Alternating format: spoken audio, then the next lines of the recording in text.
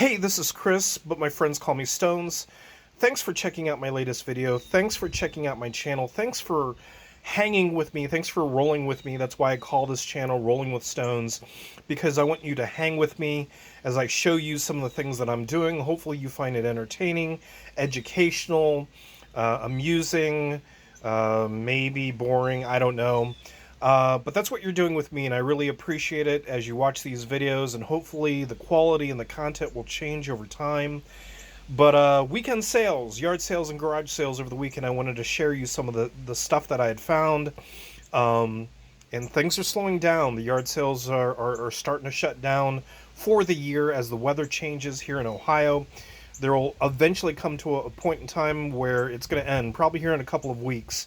Now, we always have a few of those crazies who will still have a yard sale in the middle of the winter, but other than that, I'm going to have to start resorting to estate sales and thrift stores only, and maybe some retail arbitrage.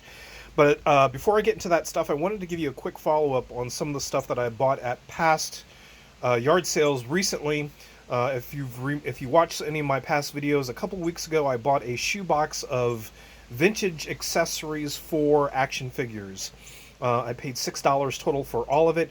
There's roughly 95 pieces, so I paid about 7 cents for each item. And most of them were accessories for Teenage Mutant Ninja Turtles action figures. But there were a few others in there from other licenses, from other action figure lines. And then just last weekend, I found another box of what appeared to be G.I. Joe, vintage G.I. Joe. What I was seeing mostly was vehicles at the time. I paid $5 for the entire box. There was other things in that box as well. There's some rap cassettes that had some value. One of the cassettes I listed for like $50. There was also some Kiss cassettes that I listed together for another $50. There was a beer tap handle that ended up being worth about $15, and some other miscellaneous stuff. But the main thing that I bought the box for was for all the G.I. Joe stuff, and there ended up being a lot of loose action figures in there that were in pieces. And I wanted to kind of show you how those were and what I ended up doing about it. First of all, I wanted to show you one of the sales from the weekend, which came from that first purchase of accessories. Like I said before, it was mostly Teenage Mutant Ninja Turtle stuff, but there was a few other things thrown in there, and one of it was He-Man. And this is the original chest piece, chest armor, body armor, whatever you want to call it, and the sword, the power of sword that the sword of power, sorry, that belongs to He-Man. And these two pieces I sold together for $30, free shipping. Those two little pieces, $30. And in my last video, I shared how I already sold one accessory for $18 and another accessory for, I think, $8 or $9. So we're already at $35 plus total from that little box of accessories that I paid $6 for. And then I went off for the G.I. Joe stuff. I wanted to show you kind of what I had gotten. So most of the action figures were like this. They were in pieces. And it was normally the body was separated from the waist, and then separated from the legs. Now this particular one, I haven't put it together yet because I only have the one leg, and I'm not sure what I'm gonna do. But that's how they came. Most of them came that way, and what I'd found out is that the rubber band inside these that hold these pieces together, they rot over time. And these action figures are over 35 years old, almost 40 years old, so that rubber band rots inside, and that's why these action figures ended up like this. So I did some research on YouTube, and I found a YouTube video that taught me how to replace that rubber band inside there. Now, but the only thing that it didn't answer is where can you get those? Now, they recommended a website that was specialized in G.I. Joe, but I called a local toy store that deals with a lot of vintage action figures, including G.I. Joe, and they told me that the thing that they use was a washer that they buy at any local hardware store for pretty cheap. And so, sure enough, he was correct, and I found a box of washers at Lowe's, a box of 10 for $3. And this is the perfect size for these, and I end up replacing the washer in these action figures and put most of these figures back together. Here's an example. This was in pieces like this one, and all I had to do was unscrew the middle screw in the back, and that opened up the chest part, and there's a hook in there for the rubber band, and then you hook the legs on, and then you screw it back together, and there you go. And you have a perfectly good action figure. So I've got most of these listed, and I've sold already one of them over the weekend, and if you can believe it, it's just the legs, and it's just the waist piece. The other parts are missing, wasn't included in the collection that I bought. And this is for the BATS or BATS Cobra action figure. And this sold for $20 free shipping, if you can believe it. Just pieces. Now, if you had a complete action figure, that action figure would go for like $50 to $75. And then more if you have like the weapons and all that other stuff. So I just wanted to show you that really quick. Now, going on to yard sales and garage sales, and I actually forgot to bring it out, but that's okay.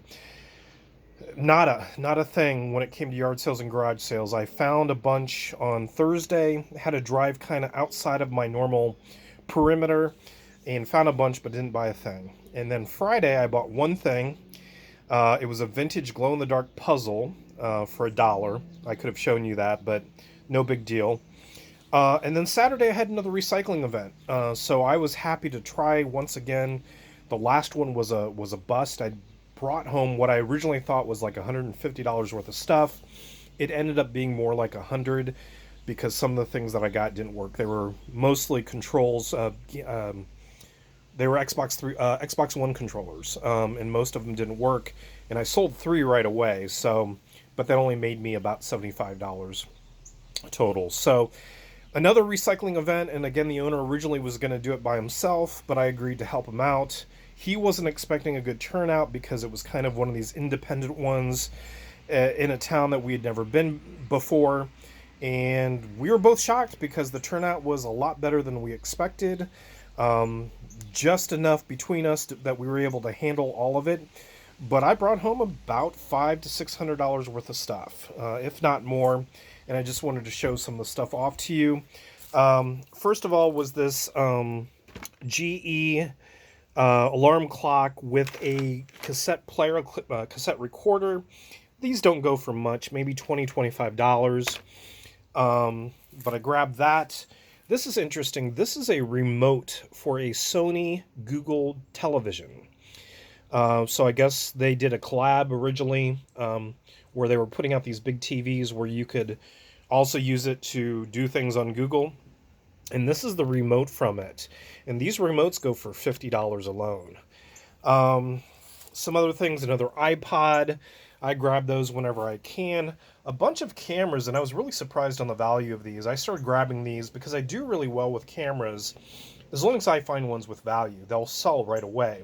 This Nikon, if I can prove that it works, will sell for about $75. This Konica Minolta, if I can prove that works, it's worth about $50. This Sony CyberShot, if I can prove that works, it'll sell for about $25 to $40. Digital hand recorders, mini cassette recorders, those sell really fast for me as well. It does work because somebody left the batteries in it, and it plays fine. I'm expecting maybe $20, $25 for that. This was interesting. These are the buttons off of these are the knobs off a reel-to-reel system. And originally I was gonna take the whole reel-to-reel, but it looked like it was in rough shape. There was no power cord. There was no way to prove that it even powered on. Now it is worth about $150 to $200 just for parts. But then I realized these knobs alone are worth about $100 by themselves. So I'd rather take these for $100 instead of taking everything for $150. It was big, it was bulky, it was in rough shape, so I didn't. So that right there, $75 to $100. This Pioneer stereo system receiver, it's got a little bit of cosmetic damage on the one side. I might be able to repair that. It's just a little bit of tears because this is faux wood. This isn't even real wood. But about $200 on that. Um, Picked up the Sega Genesis 3 system, which I didn't even know existed. I have all the cords for it, the power cord, the AV cable. I have the controller. There's supposed to be two, but with one controller and all the cables, and there's one game, and I might have some other Sega games somewhere, but that's worth at least $75.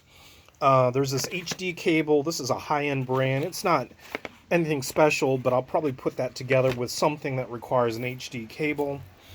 And then I got another Xbox 360, and again, I don't go out of my way to get these because I have so many, but free is free, and it came with 3 controllers. Now, I've never seen a factory controller that is wired for an Xbox 360, and it has the breakaway cables. That's the important thing with those. They're worth about 20 bucks a piece. This one's chewed up a little bit. And then the wireless controller. This one doesn't have a back on it, but I do have extra backs, so I'll probably use that to put with this system. It did have the power cable. There is no AV cable, but those are pretty cheap, and maybe $100 for that. And that was it for the recycling event, and I was really happy with that. And then I went to an estate sale, and I normally avoid estate sales because to me, the type of things that you're getting, it's overpriced. It just doesn't interest me, and I haven't done too well with estate sales, especially ones that are actually run by an estate sale company. Now I've been to a lot of estate sale where it's ran by a family member or the family or whatever, and it's basically a big garage sale where everything is for sale.